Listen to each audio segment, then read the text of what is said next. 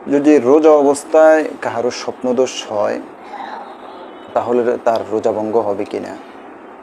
রোজা অবস্থায় যদি কাহারও স্বপ্নদোষ হয় তাহলে তার রোজা নষ্ট হবে না, কিন্তু যদি কেউ হস্তমৈথুন করে তাহলে তার রোজা ভেঙে যাবে, কারণ এটা হলো একটি মহাপাপ।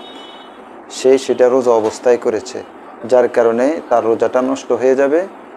তবে এই রোজা নষ্ট হওয়ার কারণে সে শুধু কাজা করলে যথেষ্ট হবে, এক্ষেত্রে তার কাফারা লাগবে না।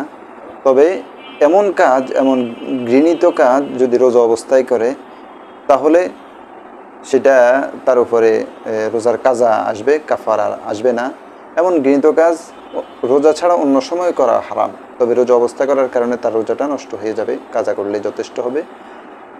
তাহলে রোজার কাজা এবং কাফারা কী জিনিস আমরা জানলাম, এবং যে সমস্ত কারণে রোজা নষ্ট হবে তবে কাফারা লাগবে না সেটাও